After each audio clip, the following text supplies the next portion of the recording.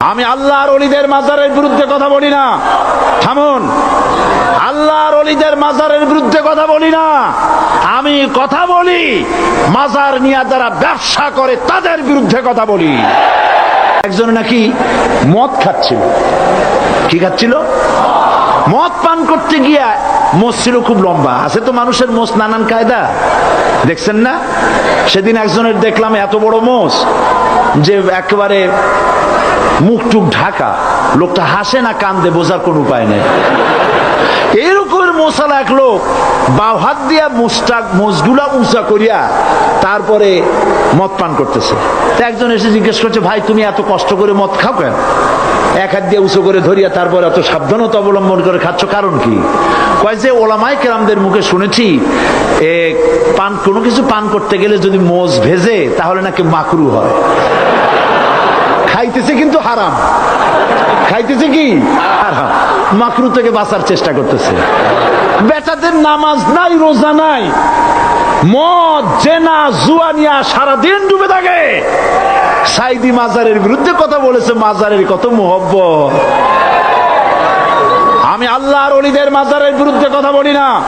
থামুন, আল্লাহর ওলিদের মাজারের বিরুদ্ধে কথা বলি না। আমি কথা বলি মাজার নিয়ে যারা ব্যবসা করে তাদের বিরুদ্ধে কথা বলি। সুতরাং হাবিজাবি কথা বলে মানুষকে ফিরানো যাবে না। এই তৃতীয় শ্রেণী, তারা ধর্মের নামে মানুষকে আল্লাহর রাস্তা থেকে ফিরাবার চেষ্টা করে, আজে বাজে কথা বলে, যা কোরআনে নাই হাদিসে নাই। এই ধরনের কথা বলে আর এ দিয়া ব্যবসা করে। আছেন এরকম ব্যবসা? আছে। আলহামদুলিল্লাহ, সব ব্যবসা চট্টগ্রামে অনেক কমে গেছে। আলহামদুলিল্লাহ বলেন, কোন আলহামদুলিল্লাহ। কমতেই হবে, কারণ বাংলাদেশের 2টা জেলার মানুষের ভেতরে ইসলামী সেন্টিমেন্ট সব থেকে বেশি তীব্রতর। 1 নম্বর চট্টগ্রাম, 2 নম্বরে সিলেট। কারণ এই 2 জেলায় আল্লাহর ওলিরা সব থেকে বেশি খেদমত করেছেন। কাজী ইসলাম থেকে মানুষকে দূরে সরাইতে পারবা না। মানুষ ঐক্যবদ্ধ হয়ে আল্লাহর দ্বীনকে কায়েম করার জন্য প্রস্তুতি নেবে। এরা এইভাবে বাধার সৃষ্টি করে, মাজার পূজা নিয়ে নানান ধরনের কথাবার্তা নিয়ে মানুষকে বিভ্রান্ত করার জন্য তারা চেষ্টা চালায়। আপনারা বিভ্রান্ত হবেন? বিভ্রান্ত হবেন? বড় বড় ওলামাদের কাছে যাবেন, আলেমদের কথা শুনবেন, ফাসেকরা কি বলল শোনার কোনো প্রয়োজন নাই। তবে আপনারা বিশ্বাস করেন, যত ভয় আপনারা পাচ্ছেন, আসলে ভয়ের কিছু নাই। আপনারা কি ভয় পাচ্ছেন? ভয় পাচ্ছেন? যত ষড়যন্ত্র হোক, আগামীকাল পূর্ব দিগন্ত থেকে সূর্য উদয় হওয়া যেমন সত্য, বাংলাদেশে ইসলামের রাষ্ট্র প্রতিষ্ঠিত হওয়া তেমন সত্য কথা ইনশাআল্লাহ। সেজন্য যদি রক্ত দিতে হয় রক্ত দিবেন, যদি জেলে যেতে হয় যাবেন, যদি শহীদ হতে হয় হবেন। শহীদি মউতকে ভয় পাবেন না। ভয় পান?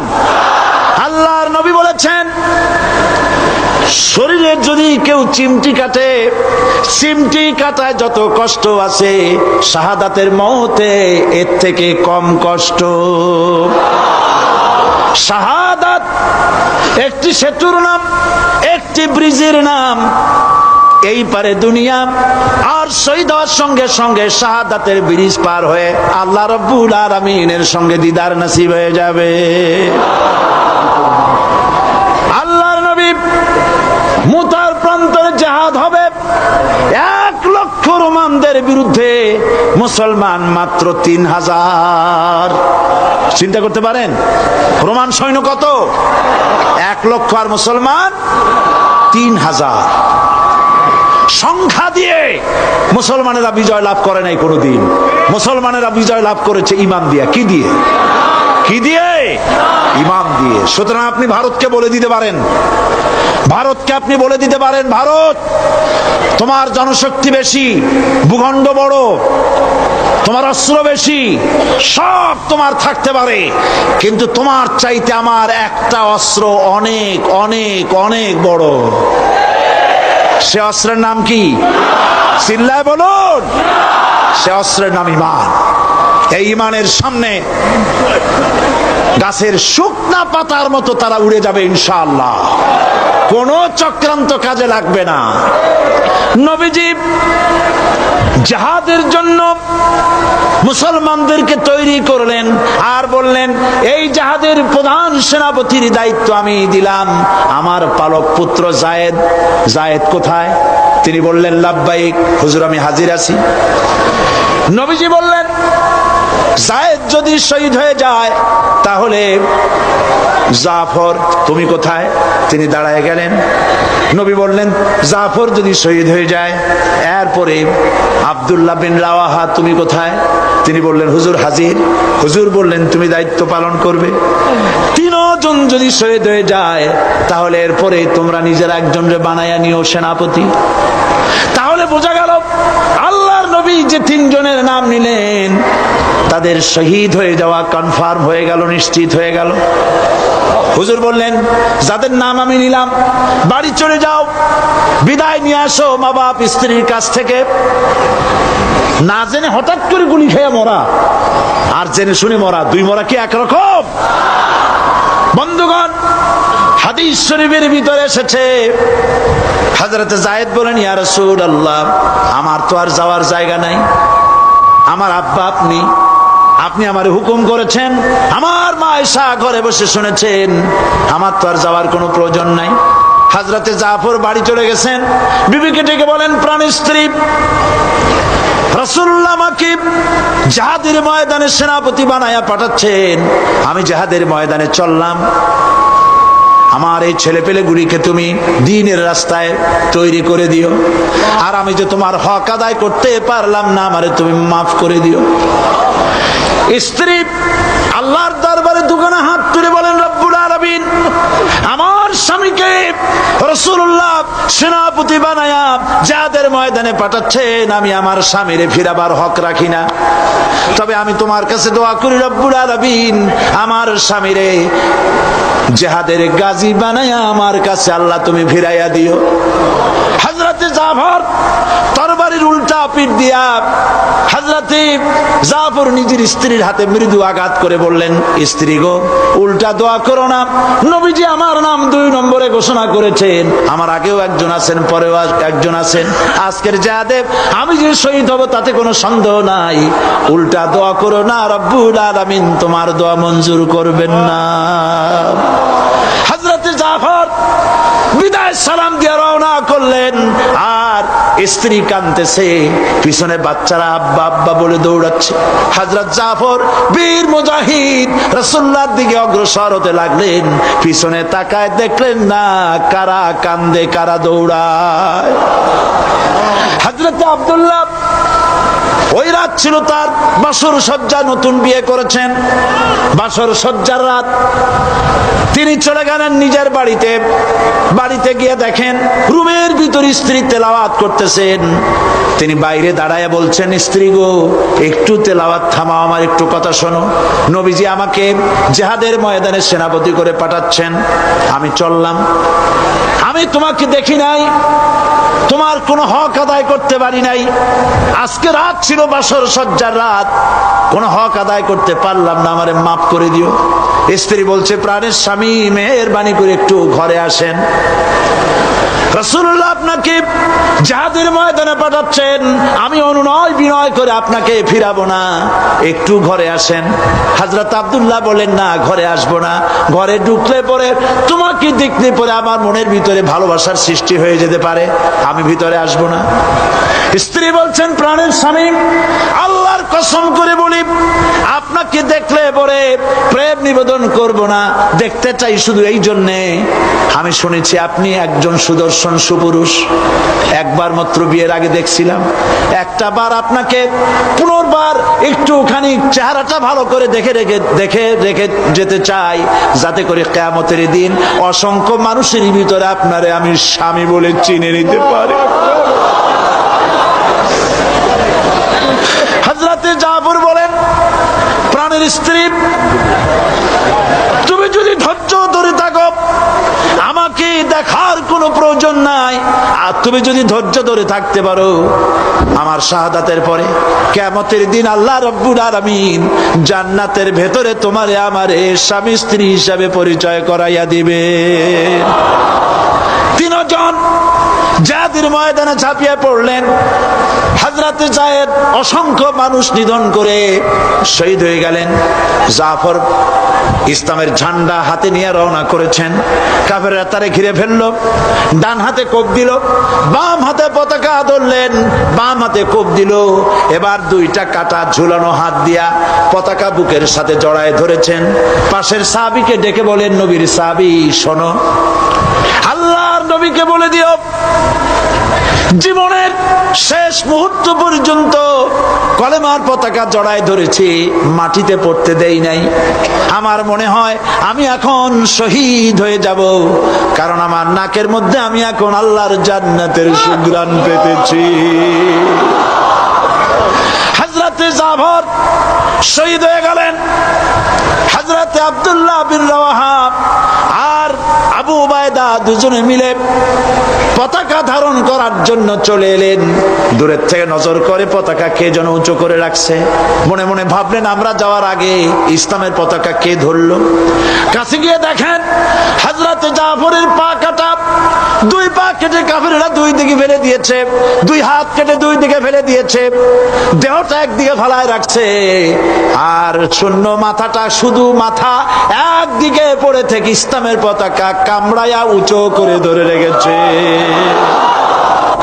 হযরতে আব্দুল্লাহ এবং হযরতে আবু উবায়দা দুজনে মিলে হাত পা ও মাথা মস্তক একত্রিত করে কাফনের কাপড় পরাইয়া হযরতে আবু উবায়দা বলেন, হযরতে জাফরের পা থেকে শুরু করে মাথা পর্যন্ত চুমা খাইলাম, কবরের মধ্যে শোয়াই দিলাম। রাতের বেলায় আমি যখন ঘুমাইছি স্বপ্নে দেখি হযরত জাফর আল্লাহর জান্নাতের ভিতরে ফেরেশতাদের সাথে উড়ে বেড়ায়। আমি প্রশ্ন করলাম, জাফর আল্লাহ রাব্বুল আলামিন তোমার সাথে কি ব্যবহার করলেন? হযরত জাফর বলেন, ভাই আবু উবায়দা, আল্লাহ আমাকে জান্নাতের নাজ নেয়ামত দিয়ে বলেছেন, জাফর তুমি আমার কাছে আর কি চাও? আমি বলেছি আল্লাহ কিচ্ছু চাই না, আর একবার জমিনে পাঠায় দাও, তোমার দিন কায়েমের জন্য কাফেরদের বিরুদ্ধে লড়াই করে জীবনটা আর একবার দিয়ে আসি। আমার বন্ধুগণ, আল্লাহর দিন কায়েমের জন্য, আল্লাহর দিন কায়েমের জন্য রক্ত দেওয়ার জন্য প্রস্তুত থাকতে হবে। আল্লাহর রাসূল নিজে রক্ত দিয়েছেন, রাসূল নিজে রক্ত দিয়েছেন, সাহাবায়ে কেরাম দিয়েছেন, তাদের রক্তের বিনিময় ইসলাম এই পর্যন্ত এসেছে। আজ পৃথিবীতে 140 কোটি মুসলমান এই পৃথিবীতে বসবাস করে, কিন্তু মুসলমানের সেই ইজ্জত আজ আর নাই। ঠিক কিনা? ঠিক কিনা?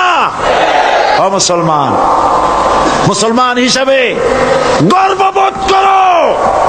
আমাদের পরিচয় কি? আমাদের পরিচয় কি? আমি আমার সমস্ত শক্তি দিয়া, হৃদয়ের সবটুকুন শক্তি নিয়ে বলছি, আমাদের পরিচয় বাঙালি নয়, আমাদের পরিচয় মুসলমান। চিল্লায় বলো আমাদের পরিচয় কি? আর দেশ হিসাবে আমাদের পরিচয় বাংলাদেশী। দেশ হিসাবে পরিচয় কি? আর জাতি হিসাবে আমার নাম, আমি মুসলমান।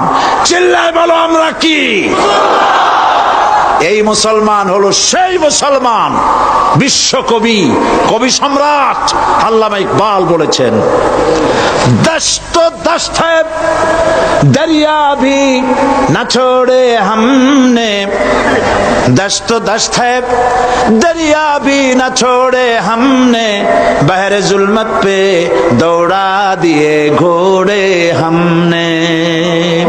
প্রান্তর তো প্রান্তর, আমরা তো সেই মুসলমান, শ্রাবণের খরচ্ছাতা খরস্রোতা উত্তাল টাইগ্রিস নদীর উপর থেকে 60,000 অশ্বরোহী মুসলমান নদীর তুফান পার হয়ে আফ্রিকার ভূখণ্ডে কালেমার পতাকা উড়াইছে। সেই মুসলমান।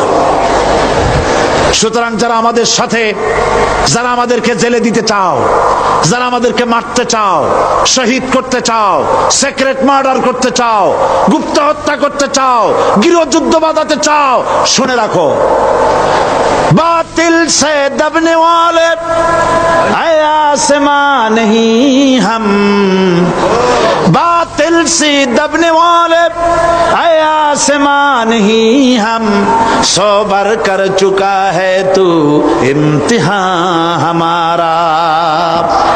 100 বার এ পৃথিবী টেস্ট করেছে, মুসলমান জীবন দিতে পারে, কাফেরের সামনে মাথা নত করতে জানে না। সুতরাং ভারতের পা চাটা গোলাম, ভারতের পা চাটা খরিদ করা গোলাম, সরকারকে বলছি মুসলমানদের ঈমান নিয়ে খেলা করবেন না, কোরআনের মাহফিলে বাধা দিবেন না।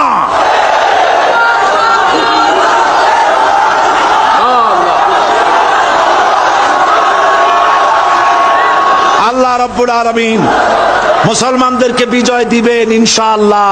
বলেন ইনশাআল্লাহ, বলেন ইনশাআল্লাহ। শাহী জুমা মসজিদ, জুমা মসজিদে পুলিশ পাহারা দিতে হবে কেন? জুমা মসজিদে জুতা পায়ে দিয়া ঢুকলো কারা? আমি গতকালও বলেছি, আমার সাধারণ পুলিশের কোনো দোষ নাই, তাদের কোনো অন্যায় নয়, লাঠি যার হাতে যায় তার কথাই বলে, এটাই স্বাভাবিক। কিন্তু যারা মসজিদের ভিতরে জুতা পায়ে দিয়ে উঠলে, মুসল্লিদের রক্ত ভালালে, মুসল্লিদেরকে ধরে জেলে আটকালে, আল্লাহর শাস্তির ভয় করো। আল্লাহ আছেন, আল্লাহ আছেন, ভয় করো আল্লাহ পাককে। এই রকমের অবস্থা চিরকাল থাকবে না। এরকমের অবস্থা চিরকাল থাকবে মোটেই নয়, পরিবর্তন আসবেই এবং চট্টগ্রামে আসবে ইনশাআল্লাহ। সর্বপ্রথম চট্টগ্রামে আসবে।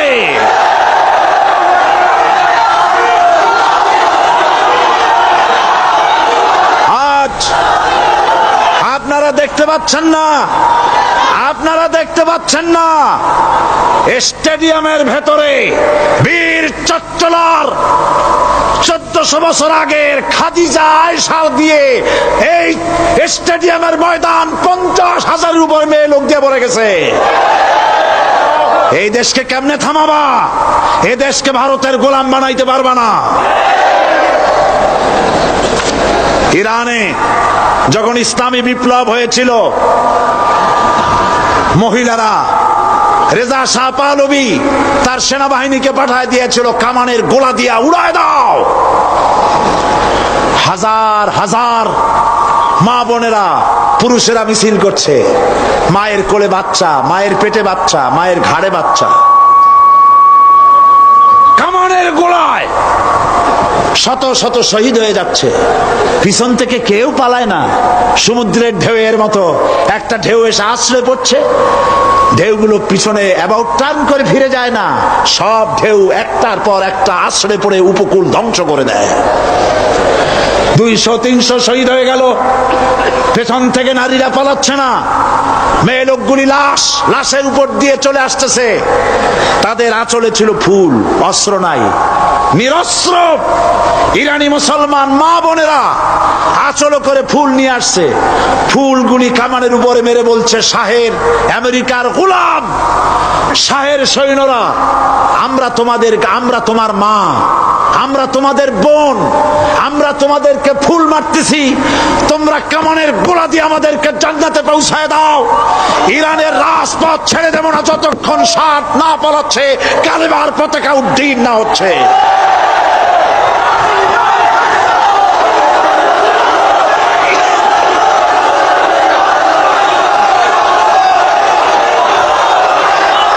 সুতরাং ভারতের পা চাটা গোলাম সরকারকে বলতে চাই, আজকের এই দৃশ্য চোখে দেখো,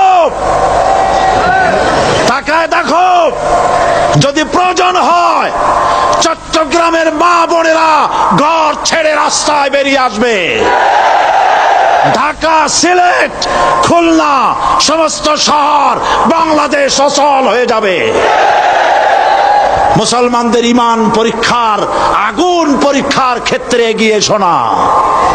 মুসলমানদের ঈমানের পরীক্ষা নিতে চেও না। আল্লাহর দ্বীন বাংলাদেশের জমিনে প্রতিষ্ঠা হবেই হবে ইনশাআল্লাহ। সেই সুযোগ আল্লাহ যেন দান করেন, বলেন আমিন। সুতরাং আল্লাহ পাকের লা ইলাহা ইল্লাল্লাহর কালেমা, এই কালেমা প্রতিষ্ঠা করার জন্যে রক্ত দিতে হতে পারে, জান দিতে হতে পারে, শহীদ হতে পারে। প্রয়োজন হলে সকলকেই ওই পথে যেতে হবে। তারপরেও বাংলাদেশে কোরআনের রাস কায়েম করতে হবে। সরকারকে বলছি, আলেমদের গায়ে আর হাত দিবেন না। মুফতি ইজহার সাহেবের সঙ্গে বেয়াদবি করেছেন। তিনি আলেমদের ওস্তাদ, হাজারো আলেমদের ওস্তাদ। তিনি কওমি মাদ্রাসার আলেম। আমি জীবনেও কওমি মাদ্রাসায় পড়িনি, আলিয়ায় পড়েছি। মনে করবেন না আমাদের মধ্যে দুশ্মনী আছে, কারো গায়ে হাত দিলে আর একজন কথা বলবে না। আর একজন বাংলাদেশের আর একজন আলেমের গায়ে যদি সরকার হাত দেয়, বাংলাদেশ দাবানলের মতো দাউ দাউ করে আগুন জ্বলবে।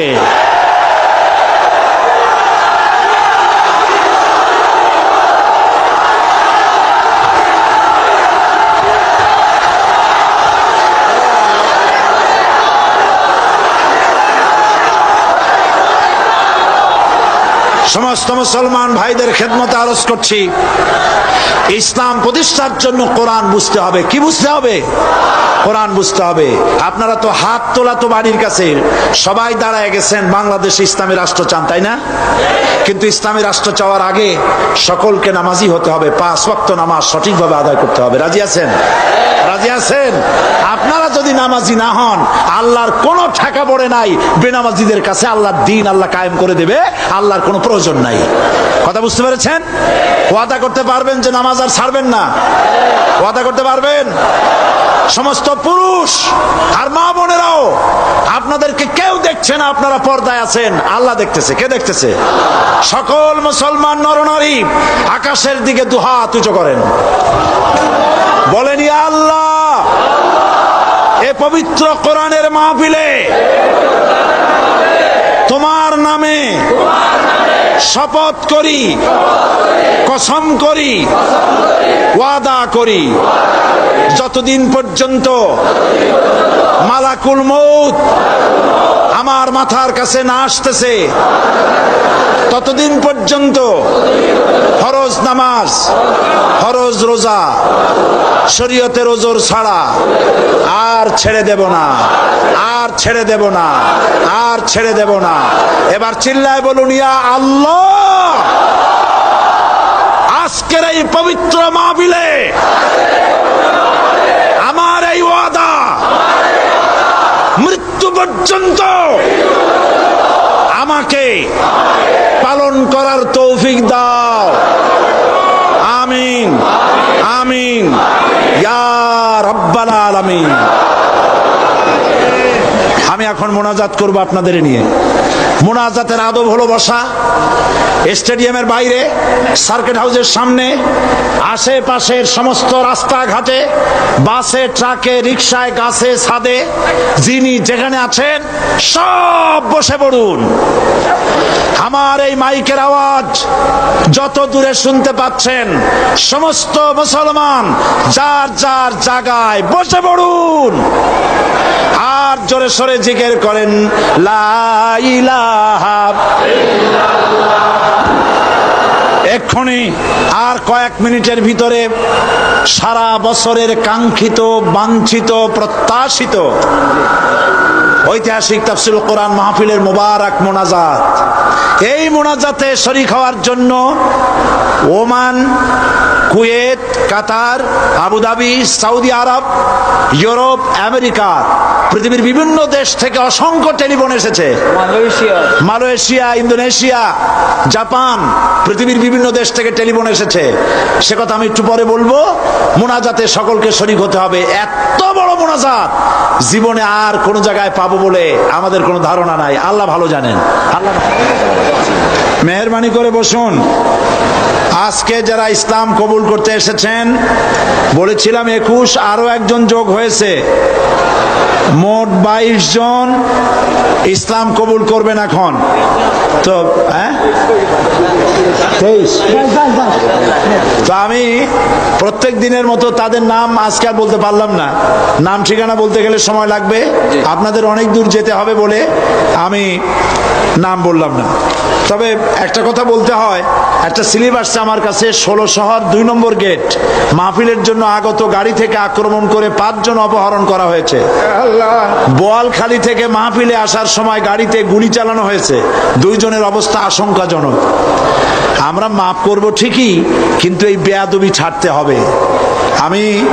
আমি পুলিশ কর্তৃপক্ষকে বলছি, আপনারা থামেন।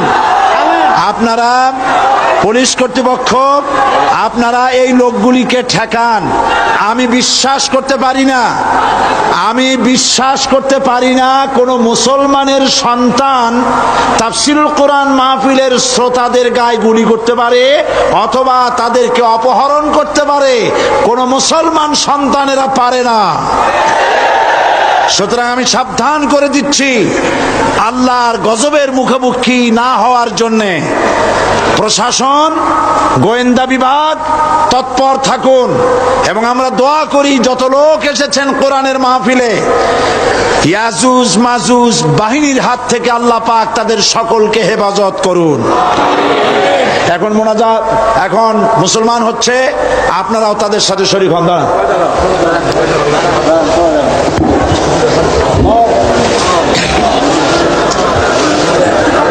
হাত দেন সকলে, আমার সাথে হাত দেন, আমার হাত ধরেন সকলে। লা ইলাহা ইল্লাল্লাহু মুহাম্মাদুর রাসূলুল্লাহ। আল্লাহ ছাড়া কোনো ইলাহ নাই, মাবুদ নাই, মুহাম্মদ সাল্লাল্লাহু আলাইহি ওয়াসাল্লাম আল্লাহর প্রেরিত রাসূল। আশহাদু আন লা ইলাহা ইল্লাল্লাহু ওয়াহদাহু লা শারীকা লাহু ওয়া আশহাদু আন্না মুহাম্মাদান আবদুহু ওয়া রাসূলুহু। আমি সাক্ষ্য দিচ্ছি, আল্লাহ ছাড়া কোনো ইলাহ নাই, মাবুদ নাই, উপাস্য নাই, তিনি এক, তিনি একক, তার কোনো অংশীদার নাই। আমি আরো সাক্ষ্য দিচ্ছি, মুহাম্মদ সাল্লাল্লাহু আলাইহি ওয়াসাল্লাম আল্লাহর বান্দা এবং তার প্রেরিত রাসূল। সকলকে বলো আসসালামু আলাইকুম। আপনারা সালামের জবাব দিন। সবাই বসুন।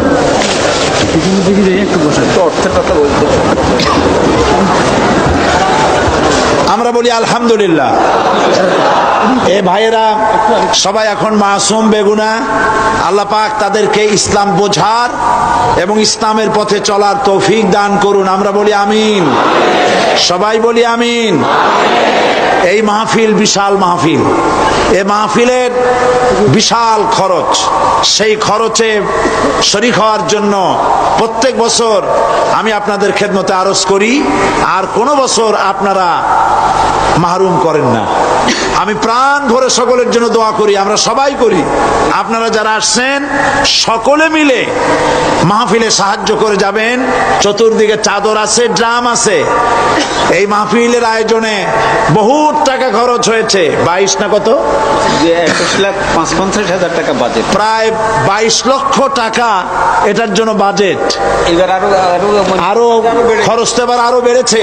আপনারা মেহেরবানি করে সবাই মিলে দিলে এটা কোনো ব্যাপারই না। দেবেন কিনা বলেন? যাওয়ার সময় দিবেন কিনা বলেন? আল্লাহ পাক সকলকে তৌফিক দান করুন, বলেন আমিন। আর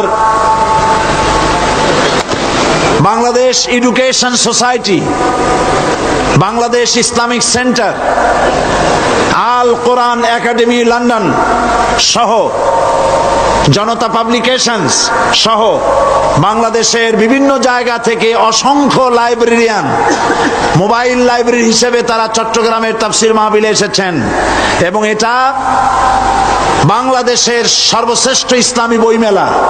এত বড় বইমেলা কোথাও হয় না। বই কখনো মানুষকে ঠকায় না, বিশেষ করে ইসলামের বই। যাওয়ার সময় সকলেই তাফহিমুল কোরআন, বিশ্বের বহু তাফসীর আছে, সমস্ত তাফসীরের কদর আমরা করি। যেই তাফসীরটা পড়লে ইসলামকে আন্দোলন হিসেবে চেনা যায়, এরকমের তাফসীর মারিফুল কোরআন, রুহুল বায়ান, বহু তাফসীর আছে। তার মধ্যে তাফহিমুল কোরআন এখানে এসেছে। ফি জিলালিল কোরআন, সৈয়দ কুতুব শহীদ রহমতুল্লাহ আলাইহির লেখা সে তাফসীর এসেছে। আপনারা মেহেরবানি করে এই তাফসীরের কিতাবগুলি কিনবেন এবং হাদিস শরীফের বই কিনবেন, যেগুলি আমি নাম নিলাম। সব নাম তো আমি জানি না, যারা এখানে পাঠাইছেন অনেক বই এখানে পাঠাইছেন, আমি কয়টা বইয়ের নাম বলবো। আপনারা এই সমস্ত বই কিনে নেবেন। এমন কেউ যাবেন না যে 5 টাকা থেকে শুরু করে 200, 1000 টাকা, 2000 টাকার বই না নিয়েছেন। ইসলামের জন্য, মাহফিলের জন্য সাহায্য করবেন আর বই সকলে নিয়ে যাবেন। ছেলেবেলেকে ইসলামী আদর্শ অনুযায়ী গড়ে তোলার জন্য যে সমস্ত ইসলামী কিন্ডার গার্ডেন আছে, বিশেষ করে দারুল ইরফান একাডেমি, শাহ ওলিউল্লাহ একাডেমি, এরকম যেগুলি আছে, আরো যা আছে, এগুলিতে দিবেন। আল্লাহ যেন আপনাদেরকে তৌফিক দান করেন, বলেন আমিন। মৌলানা, বইয়ের দোকানগুলো খোলা থাকবে? ও, একটা দিন আমরা বইয়ের জন্য বাড়াই। আচ্ছা, মাশাআল্লাহ। হযরত মাওলানা শামসুদ্দিন সাহেব বলছেন যে যেহেতু 4-5 দিন এটা হইল না, তো আগামী কালের জন্য বইয়ের দোকান খোলা থাকবে। মা বোনেরা, ভাইয়েরা ইচ্ছে মতো বই কিনতে পারবেন। আর সর্বশেষ আয়াতুল কুরসির তাফসীর আমার ইচ্ছা ছিল 5 দিন আমি আপনাদেরকে শোনাবো ইনশাআল্লাহ, কিন্তু পারলাম না। মাত্র 3 দিনে শেষ হয়ে গেল, আর শেষ করতে পারলাম না, একটা অংশ শেষ করতে পারিনি। তবে এই তাফসীর সৌদি আরবের শ্রেষ্ঠ আলেম বর্তমান মোহাম্মদ সালেহ বিন আল উসাইমিন, তার লেখা আয়াতুল কুরসি তাফসীর অনুবাদ হয়েছে। আমি নিজে এটাকে এডিট করেছি, সম্পাদনা, অনুবাদকে সম্পাদনা করেছি। বইটি প্রত্যেক লাইব্রেরিতে আছে। আয়াতুল কুরসির তাফসীর সবাই খরিদ করে নিয়ে যেতে চেষ্টা করবেন। আল্লাহ রাব্বুল আলামিন সকলকে ইসলামের পথে চলার জন্য, ইসলাম বোঝার এবং এই রাস্তায় চলার তৌফিক দান করুন। দোয়া তো সবাই নাম নিয়ে নেওয়া যাবে না। এই দস্তগীর সাহেব সহ, মীর নাসির সাহেব, জাহাঙ্গীর সাহেব সহ, জনাব ওয়াহিদুর রহমান সাহেব সহ যারাই সহযোগিতা করেছেন, পানির ব্যবস্থা করেছেন, আইন আদালতের মোকাবেলা করেছেন, সমস্ত অন্যায়ের ষড়যন্ত্রের মোকাবেলা করেছেন, সবার জন্য প্রাণ ভরে দেওয়া হবে। আর যাদের সন্তান নাই তাদের যে কি কষ্ট, বহু চিঠি তারা লিখেছেন, ওমান থেকে, প্যারিস থেকে, সৌদি আরব থেকে, আজকেও বহু টেলিফোন এসছে, তারা দোয়া চেয়েছেন। আপনারা সবাই তাদের জন্য দোয়া করবেন। গ্রিসের রাজধানী এথেন্স, সেখান থেকেও আমার কাছে টেলিফোন এসেছে, তারা দোয়া চেয়েছে। তারা এই তাফসীর মাহফিলের জন্য কান্নাকাটি করেছে। আসেন আল্লাহ পাকের কাছে দোয়া করার আগে আল্লাহকে একটু ডেকে নেই। আমরা সবাই সকলে গলা ছেড়ে মহব্বতের সাথে আপনারা কিছু সময় আল্লাহকে ডাকেন। সুবহানাল্লাহ ওয়ালহামদুলিল্লাহ লা ইলাহা ইল্লাল্লাহ, সুবহানাল্লাহ ওয়ালহামদুলিল্লাহ লা ইলাহা ইল্লাল্লাহ, সুবহানাল্লাহ ওয়ালহামদুলিল্লাহ লা ইলাহা ইল্লাল্লাহ, সুবহানাল্লাহ ওয়ালহামদুলিল্লাহ লা ইলাহা ইল্লাল্লাহ মুহাম্মাদুর রাসূলুল্লাহ। আল্লাহুম্মা আমিন। রব্বানা যালামনা أنفسنا وإن لم تغفر لنا وترحمنا لنكونن من الخاسرين সবাই পড়েন আমার সাথে ربنا ظلمنا أنفسنا وإن لم تغفر لنا وترحمنا لنكونن من الخاسرين ربنا ظلمنا أنفسنا وإن لم تغفر لنا وترحمنا لنكونن من الخاسرين ربنا العالمين 3 দিন ব্যাপী কোরআন শরীফের তাফসীরের মাহফিলে আমরা দরুদ পড়েছি, জিকির আজকার করেছি, কোরআনের আলোচনা করেছি। আল্লাহ, আমি মানুষ, যারা আলোচনা এখানে করেছেন আমরা সবাই সাধারণ মানুষ। আলোচনায় যদি কোনো ভুল হয়ে থাকে আল্লাহ দয়া করে মাফ করে দাও। রব্বুল আলামিন, আমাদের দোয়া দুরুদি জিকির আজকারে আমাদের আলোচনায় তুমি যে খুশি হয়েছো যতটুকুন তার সওয়াবটুকুন বিশ্বনবী মুহাম্মাদুর রাসূলুল্লাহ সাল্লাল্লাহু আলাইহি ওয়াসাল্লামের রূহ মুবারকে পৌঁছায়া দাও। রব্বুল আলামিন, तमाम अंबिया किराम